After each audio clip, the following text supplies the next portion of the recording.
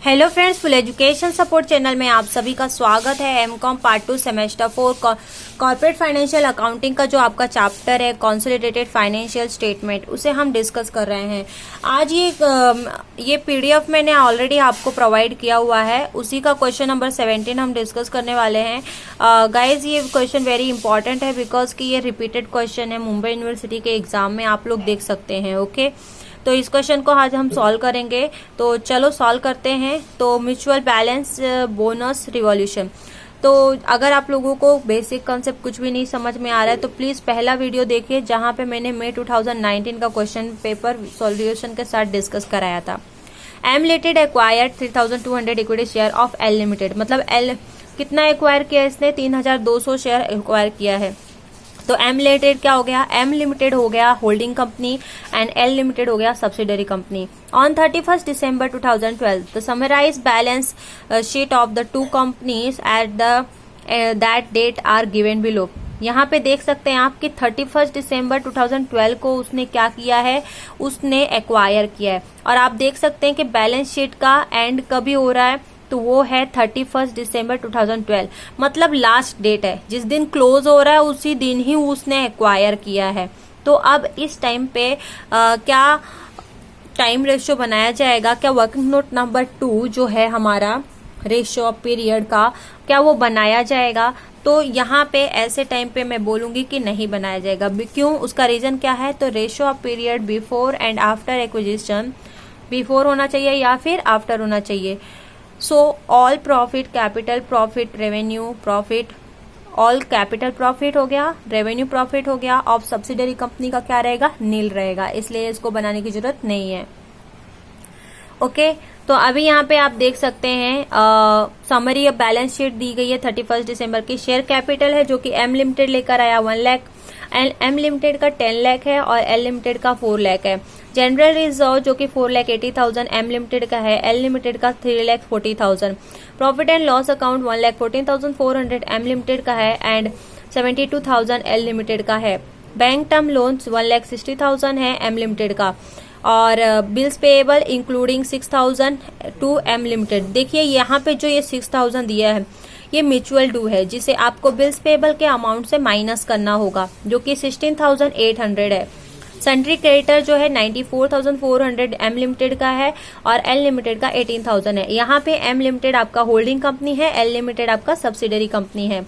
Building देखा जाए तो एम लिमिटेड का 3 लाख है और 3,60,000 एल लिमिटेड का है। प्लांट एंड मशीनरी 4,80,000 है एंड एल लिमिटेड का 3,18,800 है। Investment in L limited at cost, तो इन्वेस्टमेंट जो कि किया है, तो मतलब कि जो एम लिमिटेड है ना होल्डिंग कंपनी, कितना इन्वेस्टमेंट की है, तो 6,80,000 इन्वेस्टमेंट किया है।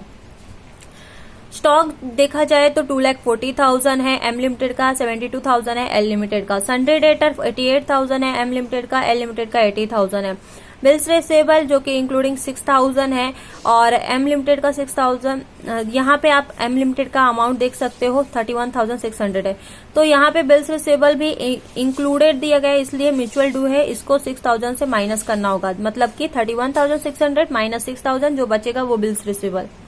ये वर्किंग नोट में हम करेंगे। कैश एट बैंक जो है 29,200 है, 16,000 है। तो अब यहाँ पे ये कैश एट बैंक है, ये कैश एंड कैश इक्विवेलेंट जो कि वर्किंग नोट नंबर अपना जो नोट टू अकाउंट नंबर 9 है उसमें चला जाएगा। तो इस तरीके से बैलेंस शीट क्लोज हो रही है 18,48,800 से एंड किसका, एम लिमिटेड का, एल लिमिटेड का 4,46,800। अब आप बात करते हैं हमारा जो एडजस्टमेंट है उसके बारे में। वीडियो को प्लीज ध्यान से देखिएगा बिकॉज बाकी के वीडियो जो बनेंगे उसमें सिर्फ फटाफट मैं एक्सप्लेन करूंगी। ओके, आपका स्टार्टिंग है इसलिए मैं स्लो चल रही हूँ। ए लिमिटेड का यहाँ पे देख सकते हैं, L limited made a bonus. L limited क्या कर रहा है, बोनस बना रहा है, इश्यू कर रहा है वो 31 दिसंबर, मतलब लास्ट डेट में ही वो इश्यू कर रहा है। ऑफ 1 इक्विटी शेयर, एक इक्विटी शेयर के बदले फॉर एवरी 4 शेयर, कितना, हर 4 शेयर में। Held its is shareholder, उसके शेयर होल्डर के रखे रहेंगे। This has not been account for. Okay, sundry creditor of M limited include 24,000 due रहेगा, मतलब देखो सन्ड्री क्रेडिटर हो या फिर डेटर हो, दोनों में से ये 24,000 माइनस होने वाला है। The director have decided to revalued करने को बोला है, जो कि लैंड एंड बिल्डिंग है एंड प्लांट एंड मशीनरी है जिसका अमाउंट दिया गया है। ओके, और आपको बोला है प्रिपेयर करिए consolidated balance sheet as on 31 December 2020 with working भी आपको बनानी है। चलो करते हैं। तो फटाफट पहले आपको क्या करना है, देखिए पहले आपको वर्किंग नोट बनानी है। सबसे पहले आपको वर्किंग नोट बनानी है और वर्किंग नोट के लिए आपको क्या करना होगा, तो यहाँ पे proportion of ownership on consolidation, ये पहला आपका हेडिंग होगा। ओके, तो यहाँ पे पहला वर्किंग नोट बन रहा है। तो यहाँ पे नंबर ऑफ शेयर, कितना number of share holding company ने कितना लाया शेयर, और इक्विटी शेयर का कितना है, तो वो सारे चीज आपको यहाँ पे मेंशन करना है। देन प्रोपोर्शंस, कितने प्रोपोर्शन में है, वो प्रोपोर्शन का यूज हम प्रॉफिट एनालिसिस में यूज करने वाले हैं। Okay, equity share hold by M limited कौन है, ये आपका होल्डिंग कंपनी है। ओके, तो ये यहाँ पे आपको ओल्ड बैलेंस शीट में आपको दिया हुआ है ऑलरेडी। कहाँ दिया है, तो आप देख सकते हैं यहाँ पे आपको दिया गया है, जो कि 3200 है एम लिमिटेड का। तो यहाँ पे 3200 आप लिख दीजिए एम लिमिटेड का शेयर है। Okay, equity. और equity share held by minority का तो हमें पता नहीं है। ओके, और यहाँ पे इस तरीके से हमें इतना जितना जानकारी थी हमने उतना कर लिया है। ओके, अब आपको क्या करना है, तो अब आगे बढ़ते हैं। तो यहाँ पे आपको बोनस शेयर निकालना होगा, बिकॉज कि आपको एडजस्टमेंट में दिया गया बोनस शेयर। बोनस के बारे में बोला है कि जो एल लिमिटेड है वो बोनस इश्यू कर रहा है 31 दिसंबर को, 1 equity share for every 4 share. तो यहाँ पे आप देख सकते हैं ये इश्यू किया, ये हेल्ड किया, 1 इक्विटी शेयर है, इश्यू किया कितना, हेल्ड 4। ओके, यहाँ पे लिखा हुआ है एवरी 4, तो यहाँ पे 4, और आपका 4000 कैसे आया, तो देखो यहाँ पे ये एल लिमिटेड है, राइट। एल लिमिटेड का कितना है, 100 ईच, तो 4 लाख डिवाइड बाय 10 करेंगे, 4 लाख डिवाइड बाय 100 करेंगे तो 4000 आ जाएगा। ये 4000 आपका एल लिमिटेड का शेयर बन गया। अब ये जो शेयर है वो शेयर आपको यहाँ पे लिखना है। ओके, अब ये 4000 का आपका शेयर आ चुका है। अब क्या करना है, आगे आपको ये करना है कि जो 4000 है, जो हमने 4000 निकाला, पहले उसका 4/5 निकालो। तो 4/5 कैसे निकालेंगे वो मैं आपको बताती हूँ। तो 4000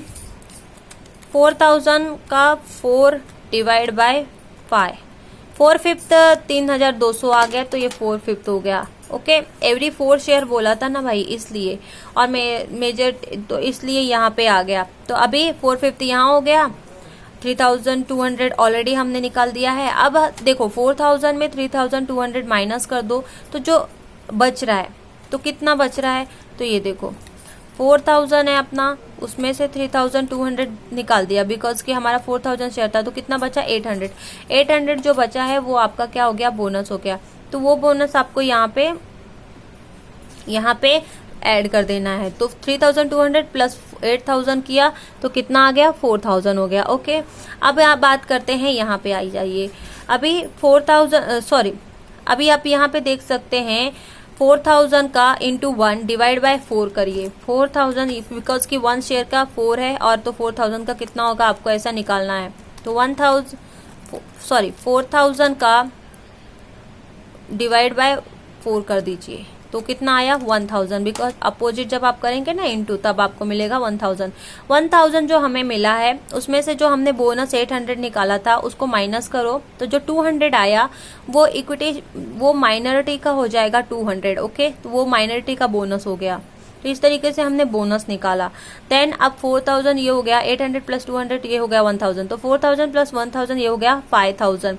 ओके, अब आते हैं प्रपोर्शन में। तो प्रपोर्शन कैसे निकालेंगे, तो देखो यहाँ पे 4 है और यहाँ पे 1 है, तो 1/5 यहाँ पे हो गया, 3 0 कट कर दो, तो 4/5 हो गया ना, 4 + 1 5 हो गया, तो 4/5 यहाँ और 1/5 यहाँ। अगर देखा जाए तो यहाँ पे 5000 है, मतलब कि 100% ले लो, यहाँ पे 80-20।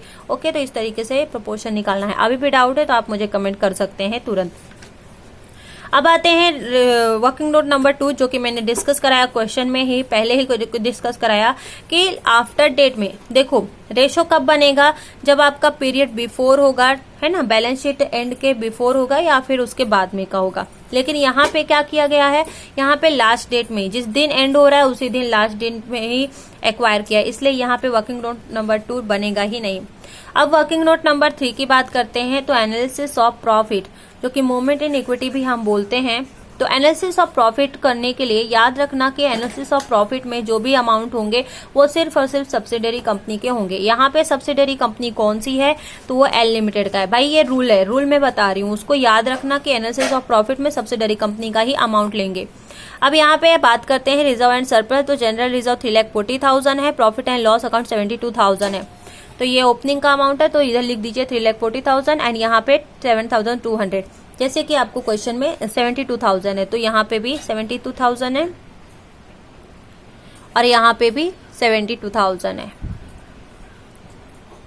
ओके, तो इस तरीके से एंड 3,40,000 में ऐड करिए 72,000 तो 4,12,000 हो रहा है। ये आपका प्रॉफिट हो गया। ओके, ये आपका क्या है, प्रॉफिट है। अब उसमें क्या करना है, ऐड करना है revolution on land and building.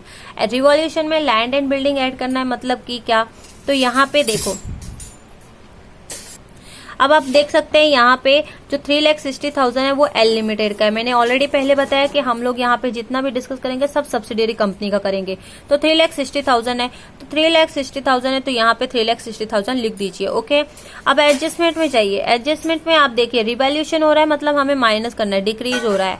तो यहाँ पे 4 लाख आपका लैंड एंड बिल्डिंग का अमाउंट है। ठीक है, तो 4 लाख ये है लैंड एंड बिल्डिंग का, तो यहाँ पे मैंने वही लिखा है 4 लाख माइनस 3,60,000। तो जो बचा 40,000 वो आपका हो गया revolution on land and building. ठीक है, देन ये तो ऐड करेंगे हम, 40,000 क्या करेंगे, ऐड करने वाले हैं। तो 4,12,000 में 4,12,000 में 40,000 ऐड कर देंगे। अब माइनस क्या करना है, तो bonus from capital profit. Capital profit का जो बोनस है, देखो बोनस हमने जो 1,000 हमने निकाला था, राइट, 1,000 हमने निकाला था ना इधर, वही 1,000 और 100 ईच यहाँ पे शेयर बोला है, 100 ईच बोला है। सो यहाँ पे मैं क्या करूंगी, 1,000 मल्टीप्लाई 100 करूंगी तो 1 लाख आ जाएगा। ये आपका यहाँ पे प्रॉफिट बोनस फ्रॉम कैपिटल, ये हमेशा का रूल है, क्वेश्चन ऐसे ही आते हैं। ओके, तो माइनस करना है revolution on loss of plant and machinery. तो प्लांट एंड मशीनरी कितना है, 3,18,000 है एल लिमिटेड में। एडजस्टमेंट में कितना दिया है, तो देखो एडजस्टमेंट में दिया है 2,98,800, तो माइनस करना है मुझे।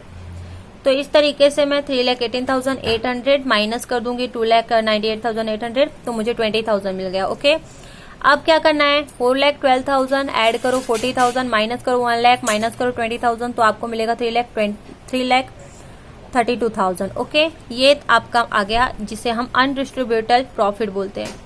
अब इसके बाद देखो, ये एनालिसिस ऑफ प्रॉफिट बहुत ही इंपॉर्टेंट है, इसको याद रखना हमेशा। MI, अब इसके ये जो है 3,32,000, इसको 2 लोगों में डिवाइड करना है, एक तो MI माइनॉरिटी लोगों में और एक है कॉस्ट ऑफ कैपिटल में। तो 2 जगह आपको डिस्ट्रीब्यूट कर देना है। तो 1/5 जो है वो आपका माइनॉरिटी है, जो कि यहाँ पे हमने डिस्कस किया था, माइनॉरिटी वाला 1/5। तो 1/5 एंड यहाँ पे 4/5 है, तो माइनॉरिटी का 1/5 में चला जाएगा, जो कि और यहाँ पे 4/5 में चला जाएगा। तो जो आपका अमाउंट है 3,32,000।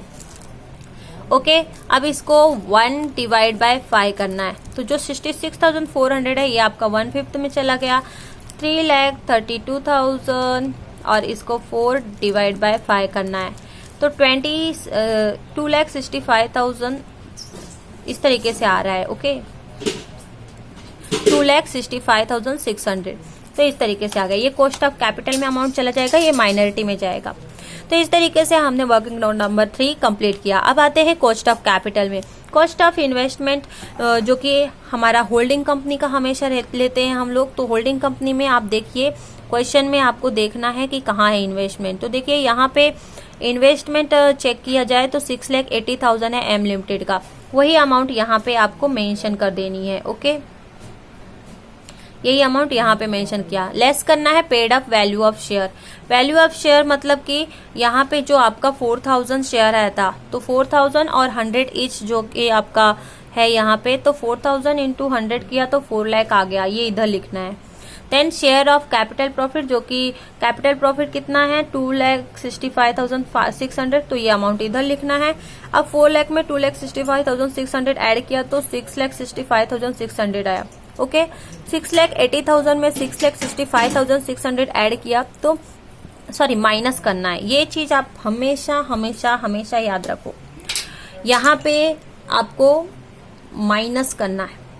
तो 6,80,000 में 6,65,600 माइनस किया तो जो पॉजिटिव में आंसर आ रहा है वो आपका गुडविल है। अगर नेगेटिव में आएगा तो कैपिटल रिजर्व। यही गुडविल आपका इंटेंजिबल एसेट के रूप में कहाँ पे चला जाएगा, बैलेंस शीट में, एंड नोट टू अकाउंट में भी हमें शो करना है। अब बात करते हैं माइनॉरिटी इंटरेस्ट की। Minority interest on consolidation, paid up share capital. Paid up का कितना, देखो इधर पेड अप का 1000 था, राइट, और तो 1000 और 100 ईच था, तो 1000 और मल्टीप्लाई 100 करेंगे तो यहाँ पे 1 लाख हो गया। ओके, शेयर कैपिटल प्रॉफिट, तो शेयर कैपिटल प्रॉफिट हमने 66,400 निकाला था, वो चीज आप यहाँ पे डाल दोगे। देन शेयर रेवेन्यू प्रॉफिट, तो रेवेन्यू कुछ नहीं आया तो नील, तो आपका टोटल 1 लाख प्लस वो 66,400, तो आपका टोटल आ गया 1,66,400। ओके, तो ये माइनॉरिटी इंटरेस्ट है जो कि आपको बैलेंस शीट में शो करना होगा। देन आते हैं, अब हमें बैलेंस शीट का फॉर्मेट बना लेते हैं फटाफट से।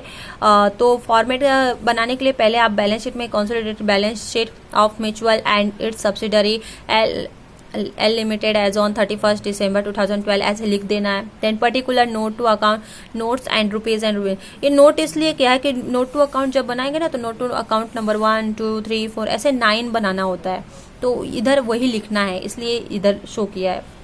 पहला है आपका शेयर होल्डर फंड, ये आपको याद रखना, इक्विटी एंड लायबिलिटी। तो यहाँ पे शेयर होल्डर फंड है जिसमें कि share capital, reserve and surplus आता है।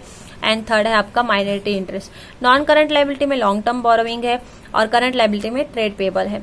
देन टोटल आ जाएगा आपका। देन एसेट साइड में आपको नॉन करंट एसेट है जहाँ पे फिक्स एसेट, जहाँ पे टेंजिबल इंटेंजिबल आपको कैलकुलेट करना है, एड मेंशन करना है। देन करंट एसेट में inventories, trade receivable, cash and cash equivalent है। देन आपका टोटल बैलेंस शीट टैली हो जाएगा। अब बात करते हैं नोट टू अकाउंट की। Note to account very must है। तो पहले वर्किंग नोट न बना लिया, बैलेंस शीट का फॉर्मेट बना लिया, अब नोट टू अकाउंट में आ जाओ। रिजर्व एंड सरप्लस, देखो शेयर होल्डर तो ऑलरेडी मैंने बना दिया है। ओके, तो रिजर्व एंड सरप्लस में डायरेक्ट आते हैं। तो रिजर्व एंड शेयर, अब बैलेंस शीट का जो ये जो 10 लाख है ना, वो 10 लाख कहाँ से आएगा, तो वो जो अमाउंट है आपको यहाँ से ये लिखना है। ये जो होल्डिंग कंपनी का अमाउंट है ना, होल्डिंग कंपनी का ये जो शेयर कैपिटल है 10 लाख। ओके, यही अमाउंट को आपको बैलेंस शीट में ना पहले ही इनपुट कर देनी है, यहाँ पे मेंशन कर देना है। ओके, एम लिमिटेड का हमेशा होल्डिंग कंपनी का ही शेयर कैपिटल इधर आएगा। Then reserve and surplus, reserve and surplus निकालना है हमें। तो reserve and surplus, general reserve देखो होल्डिंग कंपनी का कितना है, तो यहाँ पे आपको आप देखो पहले हमने प्रॉफिट एनालाइज किया, तब वहां पे हमने सब्सिडरी कंपनी का लिया था, अब हम होल्डिंग कंपनी का लेंगे। तो जनरल रिजर्व यहाँ पे 4,80,000 है, प्रॉफिट एंड लॉस अकाउंट 1,14,400 है। तो देखिए आप इन दोनों को लिख लीजिए ऐसे और ऐड करिए तो 5,94,400 हो गया। ओके, देन ट्रेड, अब यही अमाउंट को आपको यहाँ पे मेंशन कर देना है जो कि जनरल रिजर्व है, वर्किंग नोट नंबर 1 5,94,400। अब ऐड कर दो 1 लाख प्लस 5,94,400, तो आपको 15,94,400 आ गया। Okay, then next working note है ट्रेड पेबल। ट्रेड पेबल में क्रेडिटर फॉर गुड्स, क्रेडिटर का देखो अमाउंट जो कि आपको 94,400 है एंड 18,000 है, दोनों अमाउंट जो हैं, तो देखो आपको ये दोनों अमाउंट ऐसे लिख लेना है। तो 94,400 प्लस 18,000 इनको ऐड किया तो 1,12,400 होगा। ओके, अब क्या करना है, माइनस करना है म्यूचुअल ड्यू। क्यों करना है, बिकॉज कि आपको यहाँ पे क्वेश्चन में बोला है creditor of M limited include 24,000 due to L limited. तो यहाँ पे क्रेडिटर है तो डेटर में भी ऐसे ही हमें एडजस्टमेंट करना है। म्यूचुअल ड्यू दोनों का सेम होगा, क्रेडिटर डेटर का सेम ही होता है। तो यहाँ पे 24,000 लिखा, माइनस करेंगे 1,12,400 से माइनस करेंगे 24,000 तो आपको 88,400 आ जाएगा। देन आता है बिल्स पेबल। बिल्स पेबल में आपको बिल्स पेबल दिया है 16,800 एंड उसमें 6,000 म्यूचुअल ड्यू है। तो 16,800 उसमें से 6,000 म्यूचुअल ड्यू हो गया। ये होल्डिंग कंपनी, ये सब्सिडियरी कंपनी। ओके, तो यहाँ पे 16,800 में माइनस किया 6,000 तो आपको मिलेगा 10,800। ओके, देन आपका जो क्रेडिटर एंड बिल्स पेबल है दोनों का ऐड किया तो आपको हो गया 9, ये जो अमाउंट है वो आपका अमाउंट आ गया जो कि है 99,200। देन जो ये ट्रेड पेबल का अमाउंट आपने निकाला है उसे आप मेंशन करेंगे और वो 99,200 यहाँ पे वर्किंग नोट नंबर 2 ऐसे मेंशन कर देंगे। ओके, माइनॉरिटी जो तो इस तरीके माइनॉरिटी इंटरेस्ट का जो अमाउंट है ऑलरेडी हमने किया था, आप देख सकते हैं वर्किंग नोट नंबर में 1,66,400 वही अमाउंट यहाँ पे लिख दिया। और लॉन्ग टर्म बोरोविंग में 16,000, तो लॉन्ग टर्म बोरोविंग जो आपका है तो उसे हम निकालेंगे। ओके, 1,60,000 जो आ रहा है वो निकालेंगे हम।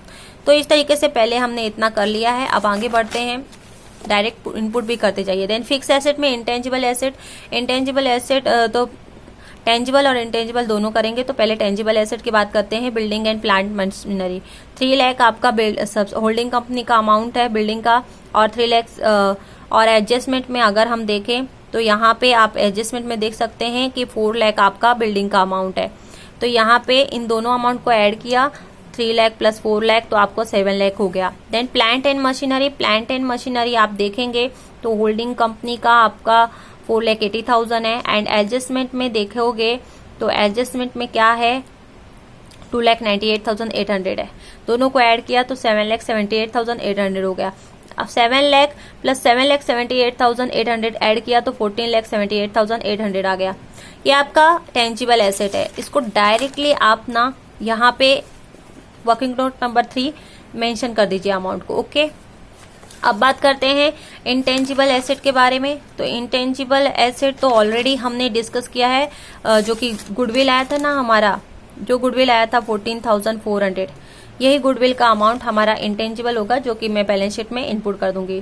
देन इनको ऐड किया तो 14,93,200 हो गया। ओके, अब आगे बढ़ते हैं, जो कि हमारा करंट जो इन्वेंटरीज है। तो इन्वेंटरीज में आप क्वेश्चन में देख सकते हैं, क्वेश्चन में स्टॉक का देखो अमाउंट 2,40,000 प्लस 72,000, दोनों को ऐड किया तो 3,12,000 हो गया। और यही 3,12,000 आपको इन्वेंटरीज में वर्किंग नोट नंबर 4 करके लिख देना है, 3,12,000। अब बात करते हैं ट्रेड रिसीवेबल की। ट्रेड रिसीवेबल में सन्डे डेटर की बात करते हैं। सन्डे डेटर जो है आपका 88,000 है। ओके, और 80,000 है एल लिमिटेड का, दोनों को ऐड किया तो 16,08,000 हो गया। अब 24,000 जो आपको एडजस्टमेंट में दिया है म्यूचुअल ड्यू है ना, यहाँ पे दिया है, देख सकते हैं एडजस्टमेंट नंबर बी। तो ये म्यूचुअल ड्यू 1,68,000 में 24,000 माइनस किया तो 1,44,000 आ गया है। ये आपका ट्रेड सन्डे डेटर। अब बिल्स रिसीवेबल की बात करें तो बिल्स रिसीवेबल आपको क्वेश्चन में दिया है। क्वेश्चन में यहाँ पे आप देख सकते हैं बिल्स रिसीवेबल है जो कि 31,600 है और 6,000 म्यूचुअल ड्यू है। तो 31,600 और उसमें से 6,000 म्यूचुअल ड्यू, 31,600 में माइनस करेंगे 6,000 तो 25,600 आएगा। ये आपका आ गया बिल्स रिसीवेबल। अब 1,44,000 प्लस 25,600। ओके, तो ए और पी मतलब कि sundry debtor plus bills receivable इन दोनों को ऐड किया तो आपको मिले